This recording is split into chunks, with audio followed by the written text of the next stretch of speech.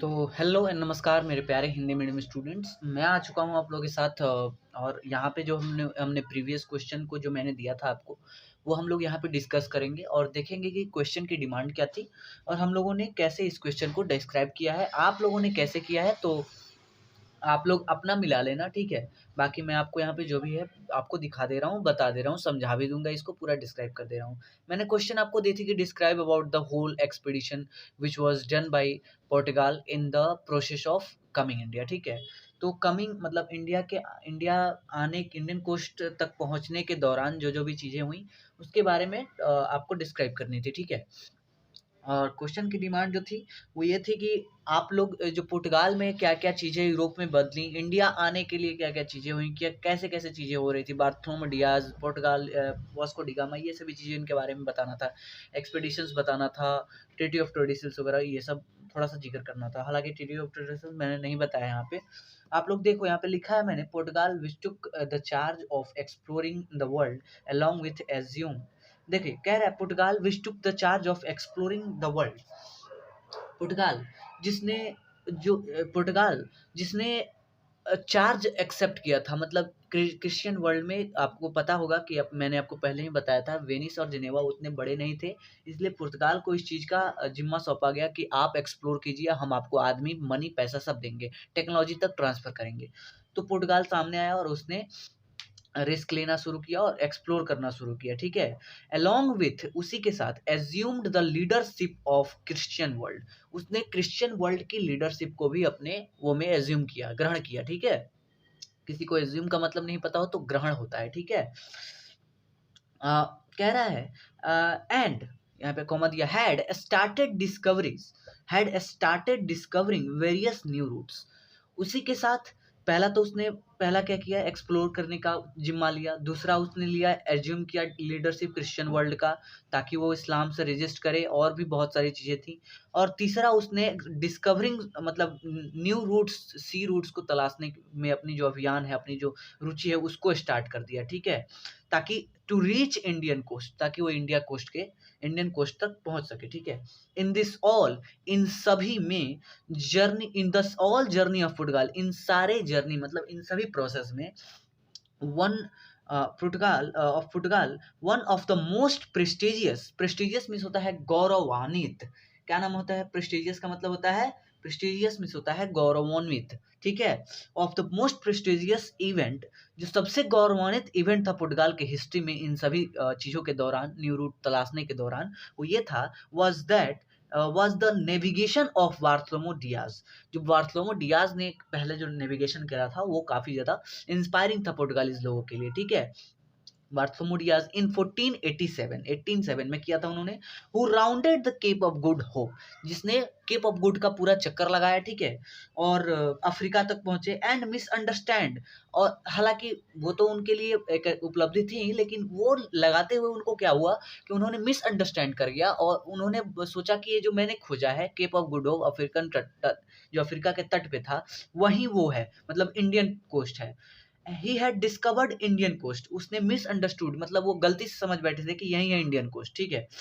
अब आगे मैं बता रहा हूँ। इट वॉज आफ्टर 10 ईयर्स, ये सिर्फ 10 साल की बाद की बात है। The expedition towards India set out, लेकिन ये 87 से 97 हो गया, 10 साल बाद हुआ, ऐसा हुआ जब रियलिटी में इंडिया को डिस्कवर करने के लिए एक और एक्सपेडिशन सेट आउट किया गया पोर्टुगाल के द्वारा, ठीक है। विच रिजल्टेड, जिसका परिणाम ये निकला, into real discovery of new sea route to India, जिसका परिणाम यह था कि एक सही मायने में एक सच्चा रियल डिस्कवरी इंडिया का, सी रूट इंडिया तक पहुंचने के लिए सी रूट की डिस्कवरी हुई, ठीक है। कह रहा है to India in 1498 by Vasco da Gama. Vasco da आप सभी को पता ही है।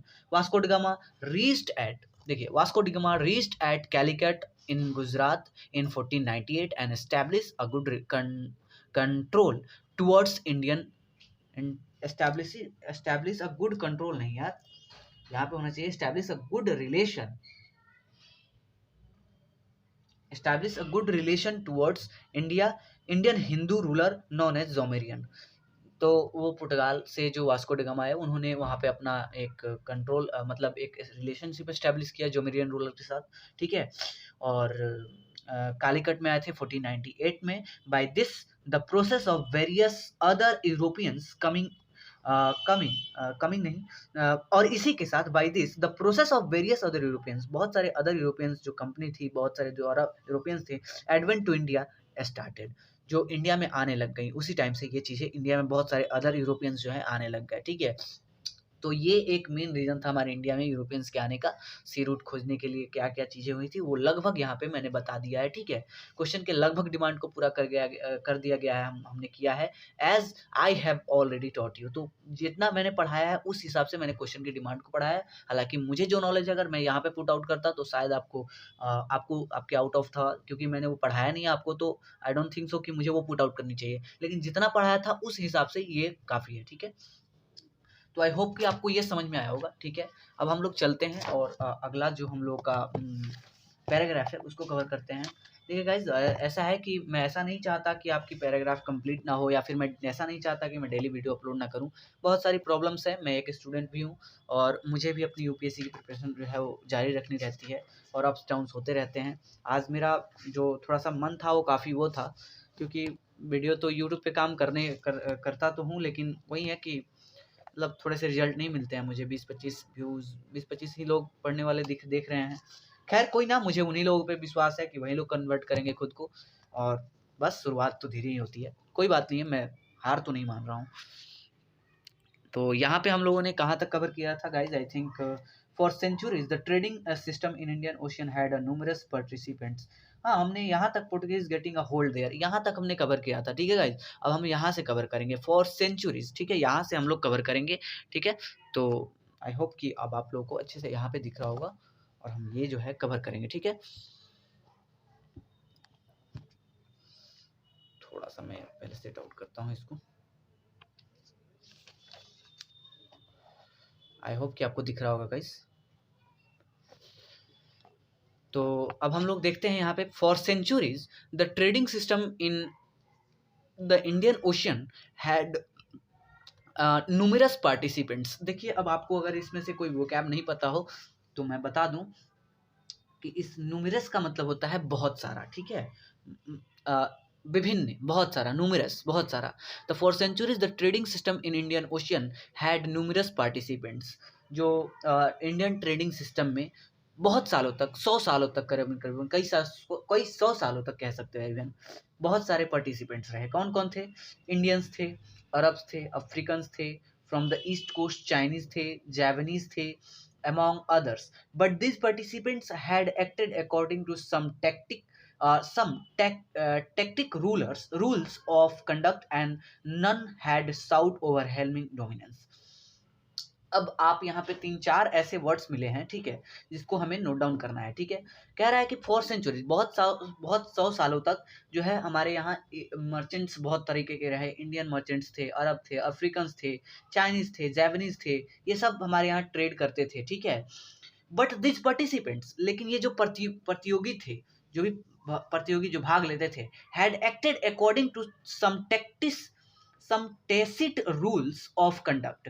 ये जो भी थे, इन्होंने कुछ हद तक अपनी जो है एक तरीके से जो भी रूल एस्टैब्लिश है उस तरह से ही काम किया, ट्रेड के रूप में काम किया, ठीक है। अगला कह रहा है कि conduct and none had sought, और किसी ने नहीं, साउट का मतलब प्लीज लिख लीजिएगा, इस नोट डाउन कीजिए, साउट का मतलब होता है चाहा। एंड नन हैड साउट ओवरहेलमिंग, मतलब कि ओवरहेलमिंग डोमिनेंस। ओवरहेलम क्या करना? किसी के ऊपर मतलब दबाव बना देना। डोमिनेंस, किसी के ऊपर प्रभुत्व स्थापित कर लेना, किसी ने नहीं चाहा, किसी ने ओवरहेल्म करके किसी को किसी राज्य का प्रतिनिधि बनने की कोशिश नहीं की। किसी भी चाइनीज ने, अफ्रीकन ने, अरब्स ने, ऐसा किसी ने नहीं चाहा, ठीक है। कह रहा है कि दो, हालांकि all were in front in it for profit, हालांकि जो भी थे वो सब प्रॉफिट के तौर पे, मतलब प्रॉफिट कमाना चाहते थे, ठीक है। The Portuguese the Portuguese change that, लेकिन पोर्टुगीज जब आए उन्होंने इस सिस्टम को पूरा चेंज कर लिया। कह रहा है that they wanted to monopolize the hugely profitable eastern trade by excluding competitors specially the Arabs. लेकिन वो जो जो जो मिरियन रूल था, मतलब सुल्तान थे, उनके किंगडम में क्या थे, अरब्स का डोमिनेंस बहुत ज़्यादा था, मैंने ऑलरेडी आपको बताया है। तो ये जो पोर्टुगीज थे, ये जो भी है प्रॉफिट को शेयर नहीं करना चाहते थे कि चाइनीज ले जाएं, अरब्स ले जाएं, ऐसा नहीं चाहते थे। ये चाहते थे कि जो भी प्रॉफिट हो अकेला मैं ट्रेड करूं और जो भी प्रॉफिट है मैं कमाऊं, ठीक है, ऐसा था। Vasco da Gama stayed in India for 3 months। Vasco da Gama 3 month रहा था, ठीक है। When he return to Portugal he carried back with him a rich cargo and sold the merchandise in the European market at a huge profit. जब 3 महीने बाद वो गया तो अपने साथ वो कार्गो लेके गया, ठीक है, और वहां पे बहुत हार्ड प्रॉफिट में उसने वहां पे बेच दिया यूरोपियन मार्केट में। The importance of direct access to the paper trade was made clear by the fact that elsewhere the Europeans who had to buy through Muslim middlemen would have had to spend 10 times as much for the same amount of paper।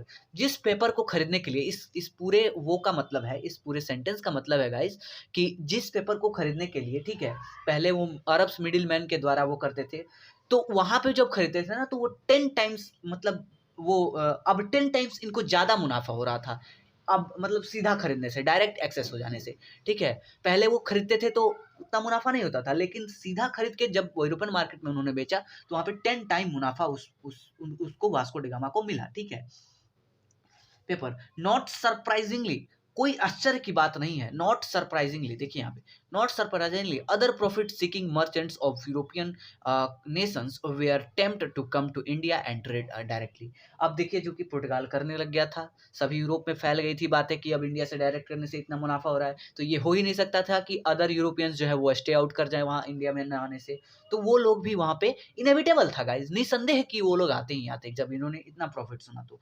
अवोएगा was undertaken by Pedro Alvares Cabral. देखिए ये था पहला, बोल सकते हो कि Vasco, मतलब ये पुर्तगाल का पहला ऐसा था जो जिसने, नहीं होता है कि पॉलिटिकल एरिया में अपना हस्तक्षेप किया था। मैं पढ़ा नहीं रहा हूँ गाइस, मैं आपको सिर्फ और सिर्फ भाषा पकड़ना सिखा रहा हूँ, लेकिन भाषा पकड़ने के लिए आपको इसको समझना पड़ेगा, ठीक है।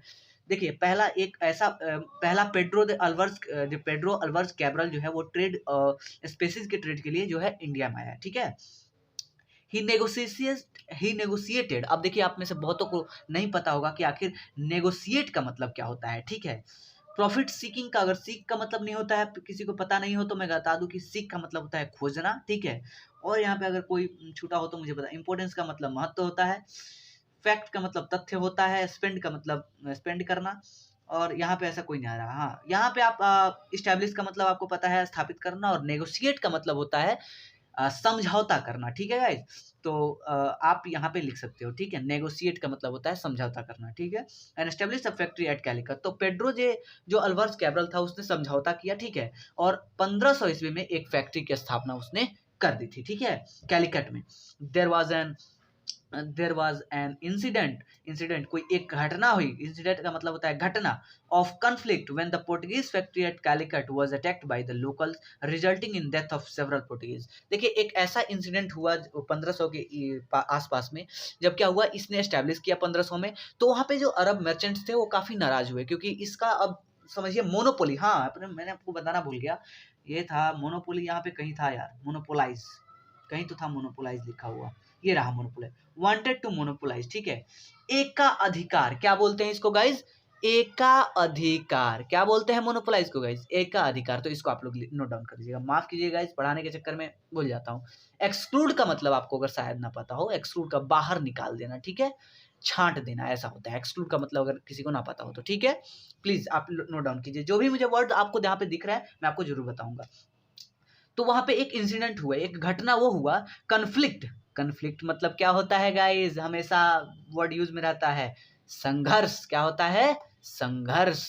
When the Portuguese factory eight Calicut was attacked by the locals. तो अरब जो वहां पे लोकल्स थे वो पोर्टुगीज फैक्ट्री पे वहां पे अटैक कर दिया, और इसका परिणाम यह निकला, परिणाम यह निकला कि सेवरल मीन्स क्या होता है गाइस, सेवरल मीन्स होता है बहुत सारे, क्या होता है, बहुत सारे, सेवरल मर्चेंट्स, सेवरल पोर्टुगीज डेट, वहां पे बहुत सारे पोर्टुगीज जो है मर गए। इन रिटेलिएशन का मतलब क्या होता है, दोबारा प्रहार करना, जवाब देना, ठीक है, रिटेलिएट करना, जवाब देना। Cabral seized a number of Arab merchants ships anchored in the harbour and killed hundreds of their crew besides confiscating their cargo and burning the ships। इसके जब रिटेलिएट किया पेड्रो ने, तो क्या किया उसने, अरब के बहुत सारे न्यूमरस अरब्स को मार दिया, बहुत सारे अरब्स को मार दिया। उसने वहाँ पे सीज कर लिया था, जो कार्गोज है उनको सीज कर लिया, जो शिप्स थी उनको बर्न कर दिया, ठीक है। एक यहाँ पे वर्ड मिला था मुझे यहाँ पे, हाँ, कन्फिस्केट। तो कन्फिस्केट का मतलब होता है जब्त कर लेना। क्या होता है गाइज? जब्त कर लेना, ठीक है। तो cargo later Cabral succeed in making advantageous treaty with the local ruler of Cochin and Cannanore. बाद में कैब्रल ने कोचिंग और कन्नौर के लोकल रूलर के साथ एक समझौता कर लिया, और उस समझौते के तहत लगभग वो उसने एक पुर्तगाल का जो है उस एरिया में एक मोनोपोली स्थापित कर लिया, जिससे एकाधिकार उसको मिल गया ट्रेड करने का। तो आई थिंक कि मैंने बहुत ज़्यादा आपको बता दिया। तो आज हमने यहाँ तक पढ़ा, ठीक है। अब हम लोग आगे पढ़ेंगे कल से, ठीक है। इस पर एक क्वेश्चन बनेगा, ठीक है। क्वेश्चन देखिए, बता रहे हैं आपको, थोड़ा सा सोचने का मुझे टाइम दीजिए, क्योंकि क्वेश्चन आपको बनाने के लिए क्वेश्चन हाउ पुर्तगाल, क्वेश्चन है guys, how Portugal established his control in Indian coast and what was the reason behind controlling Indian coast. ये क्वेश्चन है, इसको 100 वर्ड्स में आप लिख के आना, ठीक है। ये question I don't think so कि इजी होगा, लेकिन आप जो भी इस पर लिख सकते हो, इस क्वेश्चन को जरूर लिखना। How Portugal establish his control over Indian coast and how and what was the reason behind establishing his monopolized control over the Indian coast। ये एक क्वेश्चन है, ठीक है। तो इस क्वेश्चन का आप आंसर लेके आना, ठीक है। थैंक यू, मिलते हैं अगले वीडियो में, बाय।